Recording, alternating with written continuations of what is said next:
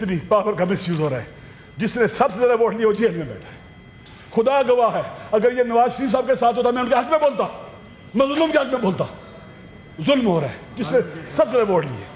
جب طاقتور تالے ازمات جب چاہے گولیاں ماریں, مرزکے میں گولیاں ماریں, اسلام آباد ڈی چوک کے سامنے 26 نومبر کو گولیاں ماریں, کولیٹرل ڈیمیج ہو, لوگ بچے مریں, کوئی چیک کرنے والا ہو, کوئی جواب دہی نہ ہو.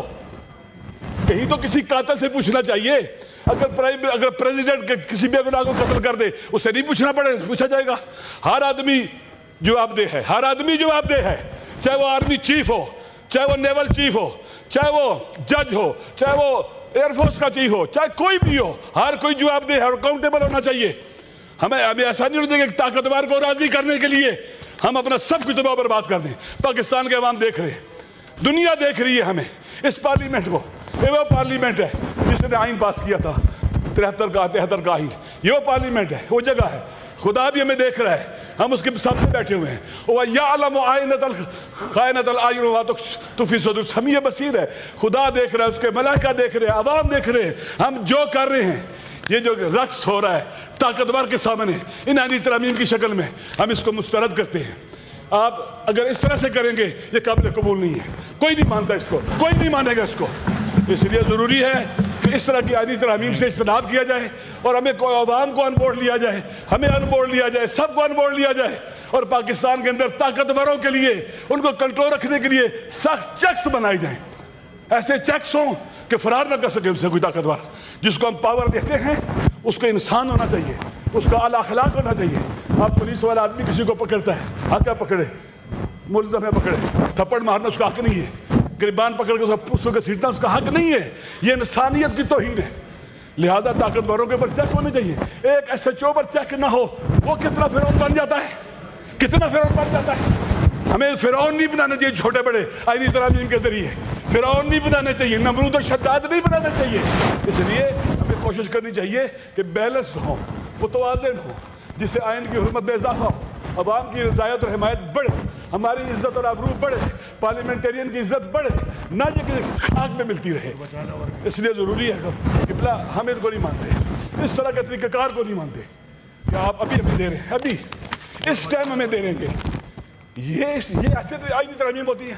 یہ لو پڑھو جاؤ کمیٹی کے اندر, یہ ایسے ہوتا ہے کہ بلا وقت چاہیے اس کے لیے. جیسے آپ کے بڑوں نے 18ویں آئینی ترمیم پاس کی, جیسے آپ کے بڑوں نے آئین بنایا ہے, وہی پریکٹس ہونی چاہیے. اس کے بارے میں کوئی اختلاف نہیں ہونا چاہیے. آپ کنسنسس بنائیں, بسم اللہ لے کے آئیں. اس لیے ضروری ہے کہ ہم ان چیزوں سے بچیں. ایمن ولی کو بھی اس حوالے سے جو ہے پازیٹیو ہونا چاہیے. ہماری باتیں کسی کے خلاف نہیں ہیں, کسی کے خلاف نہیں ہے. انشاءاللہ آپ کے ساتھ بیٹھے ہو تبدیل ایسا دیکھ لیجیے. میں آخری بار کہتا ہوں کہ سر چیئرمین صاحب آپ اس ایوان کے کسٹوڈین ہیں. خدا کے لیے دیکھیں کتنی پاور کا مس یوز ہو رہا ہے. جس نے سب سے زیادہ ووٹ لیے وہ جیل میں بیٹھا ہے.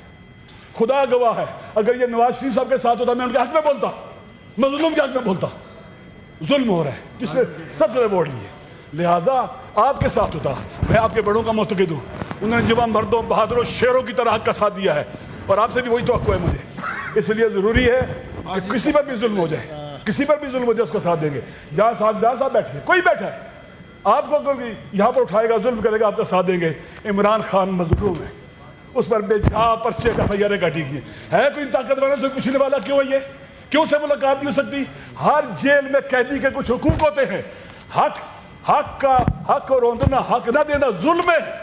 خدا نے حق دیا ہے, اللہ نے حق دیا ہے, آئین نے حق دیا ہے, قانون نے حق دیا ہے. یہ کیوں اس پر عمل نہیں ہوتا؟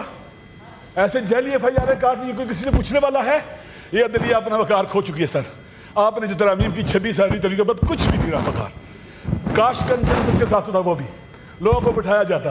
اس طرح سے آپ کہتے ہیں نا کہ بنڈل کی شکل میں ترامیم 1 2 3, ابھی کہہ رہے ہیں 28ویں بھی آنے والی ہے. آپ یہاں کوئی کاؤنٹیبل ہے؟ غزہ کے لیے آپ فوج بھیج رہے ہیں. میں نے جو ٹی وی پہ سنا ہے, وہاں ایک وزیر کہہ رہے تھے کہ ہم حماس سے اسلحہ واپس لیں گے. حماس ایک لیجیٹیمیٹ ریزسٹنس ہے, وہاں پر اپنی مادر وطن پر قبضہ کرنے والوں سے لڑ رہی ہے, اور ان کا حق ہے قانونی آئینی. یونائٹڈ نیشن اس کی اجازت دیتی ہے.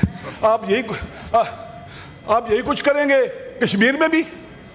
کشمیر کے لوگوں کا حق ہے قابضوں سے لڑیں, ان کا حق ہے.